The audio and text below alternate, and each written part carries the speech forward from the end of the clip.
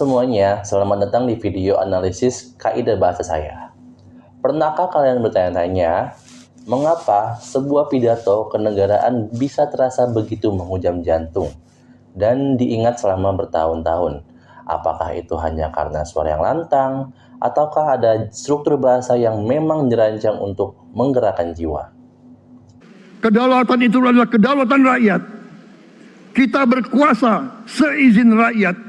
Kita menjalankan kekuasaan harus untuk kepentingan rakyat. Kita harus selalu ingat, setiap pemimpin dalam setiap tingkatan harus selalu ingat, pekerjaan kita harus untuk rakyat.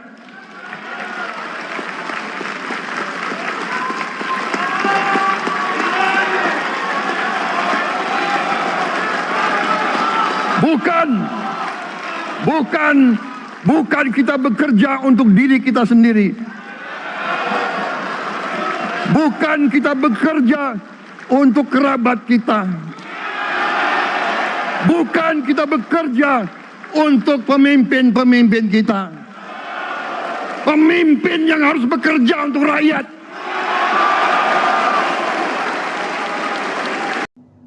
Nama saya Reza Rahman, NIM 4425053, dan hari ini saya akan memenuhi tugas mata kuliah Bahasa Indonesia dengan melakukan bedah tuntas terhadap kaidah kebahasaan pada pidato Perdana Presiden yang ke-8 Republik Indonesia, yaitu Bapak Prabowo Subianto, yang disampaikan pada tanggal 20 Oktober 2024. Kita tidak hanya akan melihat apa yang beliau sampaikan, tapi bagaimana cara beliau menyampaikan melalui kacamata linguistik. Mari kita bedah naskah ini lebih dalam. Landasan teori. Sebelum kita masuk ke contoh teks, kita perlu paham dulu bahwa dalam studi bahasa, pidato politik termasuk ke dalam kategori teks persuasif. Tujuannya adalah memengaruhi keyakinan, sikap, dan kemauan pendengar. Ada 3 pilar utama yang biasanya kita analisis. Yang pertama, diksi atau pilihan kata. Yang kedua, struktur kalimat. Dan yang terakhir, gaya bahasa atau retorika. Ketiga pilar inilah yang akan menjadi kompas analisis kita dalam 8 menit ke depan. Bagian pertama, yaitu diksi. Aspek pertama yang paling menonjol adalah diksi atau pilihan kata. Pilihan kata seseorang pemimpin mencerminkan ideologi dan jarak sosial yang ingin ia bangun dengan rakyatnya. Perhatikan penggunaan kata gantinya. Dalam pidato ini, kata kita muncul berkali-kali. Dalam ilmu bahasa, kita adalah pronomina inklusif.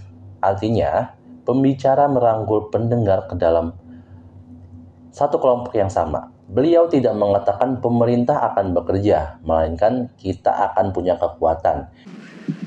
Semua kita percaya dan kita yakin kita akan punya kekuatan untuk bisa menghilangkan kemiskinan dari bumi Indonesia. Ini adalah teknik untuk membangun rasa tanggung jawab kolektif. Rakyat tidak merasa diperintah, tapi diajak berjuang bersama-sama. Selain itu, perhatikan penggunaan diksi kultural dan populis. Beliau menggunakan istilah wong cilik iso gemuyu atau rakyat kecil bisa tertawa. Cita-cita kita adalah melihat wong cilik iso gemuyu. Wong cilik bisa senyum, bisa ketawa. Secara linguistik, ini adalah penggunaan kode atau code switching yang bertujuan untuk membumikan konsep kesejahteraan yang abstrak menjadi gambaran yang sangat nyata dan akrab di telinga masyarakat Indonesia. Diksi ini memberikan efek emosional yang lebih kuat dibandingkan istilah ekonomi yang kaku seperti indeks kesejahteraan masyarakat. Bagian kedua yaitu kalimat efektif dan logika struktur. Masuk ke aspek kedua yaitu kalimat efektif. Ciri khas orasi Bapak Prabowo adalah kalimat-kalimat yang pendek, lugas, dan tegas. Dalam kaidah bahasa Indonesia, kalimat efektif harus memiliki struktur yang jelas, minimal, subjek, dan predikat. Contohnya, kalimat kekuasaan itu adalah milik rakyat. Bahwa kekuasaan itu adalah milik rakyat. Kedaulatan itu adalah kedaulatan rakyat. Kita berkuasa seizin rakyat. Ini adalah kalimat tunggal yang sangat kuat. Tidak ada anak kalimat yang berbelit-belit. Mengapa ini penting? Karena dalam pidato lisan, audiens tidak bisa mengulang pendengaran. Kalimat pendek memastikan pesan sampai dapat tanpa distorsi.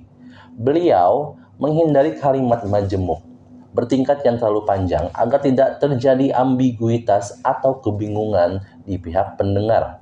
Lalu, ada aspek paralelisme atau kesejajaran bentuk.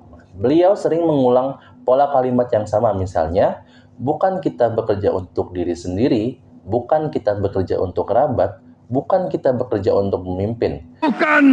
Bukan kita bekerja untuk diri kita sendiri. Bukan kita bekerja untuk kerabat kita.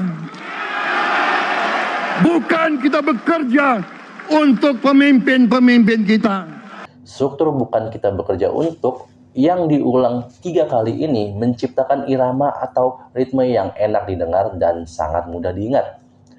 Bagian ketiga, yaitu gaya bahasa dan retorika. Sekarang kita sampai pada bagian yang paling menarik, yaitu gaya bahasa dan retorika. Inilah bumbu yang membuat pidato beliau terasa berapi-api. Pertama, majas metafora. Beliau menggunakan pepatah, kalau ikan menjadi busuk, busuknya mulai dari kepala. Ada pepatah yang mengatakan, kalau ikan menjadi busuk, busuknya mulai dari kepala. Ini adalah penggunaan metafora yang sangat tajam untuk mengkritik kepemimpinan. Secara bahasa, metafora menyederhanakan konsep korupsi sistematik yang rumit menjadi analogi sederhana yang bisa dipahami bahkan oleh anak-anak sekalipun. Yang kedua, majas repetisi atau anafora. Ini adalah pengulangan kata di awal baris atau kalimat. Perhatikan bagian yang saat beliau membahas demokrasi. Demokrasi, kita harus demokrasi yang santun. Demokrasi kita harus demokrasi tanpa caci maki. Demokrasi kita harus demokrasi yang santun. Demokrasi di mana berbeda pendapat harus tanpa permusuhan. Demokrasi di mana mengoreksi harus tanpa caci maki. Pengulangan kata demokrasi di sini berfungsi untuk memperkuat konsep. Semakin sering sebuah kata diulang dengan nada yang tepat, semakin dalam kata tersebut tertanam di bawah sadar audiens. Yang ketiga adalah antitesis. Beliau sering membenturkan dua hal yang berlawanan untuk menciptakan efek dramatis. Misalnya, antara yang mungkin dan tidak mungkin. Beliau menantang bangsa ini untuk mengatasi yang tidak mungkin menjadi mungkin. Bangsa yang berani adalah bangsa yang bisa bikin yang tidak mungkin menjadi mungkin. Secara retoris, ini membangun optimisme dan kesan kepahlawanan. Bagian yang keempat yaitu kohesi dan koherensi. Aspek terakhir adalah kohesi dan koherensi. Pidato yang baik harus nyambung dari awal sampai akhir. Beliau menggunakan konjungsi atau kata hubung transisi seperti oleh karena itu, namun, dan selain itu, dengan sangat tertata. Sebelum itu, marilah kita kerja keras. Marilah kita berjuang tanpa menyerah. Mari kita menghimpun dan menjaga semua kekayaan kita. Jangan mau kekayaan kita diambil murah oleh pihak-pihak lain. Alur pidatonya dimulai dari pengakuan terhadap realitas yang pahit, yaitu kemiskinan dan korupsi. Kemudian masuk ke visi ke masa depan, dan diakhiri dengan instruksi atau ajakan bertindak. Hubungan antara paragrafnya sangat logis, sehingga pendengar dibawa dalam sebuah perjalanan pikiran yang runtut, dari keresahan menuju harapan. Dari analisis ini, kita bisa menyimpulkan bahwa kekuatan pidato Presiden Prabowo bukan hanya sekedar vokal yang lantang, melainkan penguasaan kaidah bahasa yang sangat matang.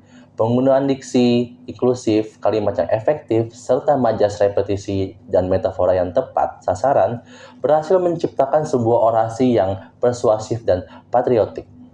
Belajar dari pidato ini, kita tahu bahwa bahasa bukan sekedar alat komunikasi, tapi juga alat perjuangan dan kepemimpinan. Demikian analisis saya untuk tugas mata kuliah Bahasa Indonesia kali ini. Semoga video ini bermanfaat bagi kita semua dalam memahami kekuatan bahasa.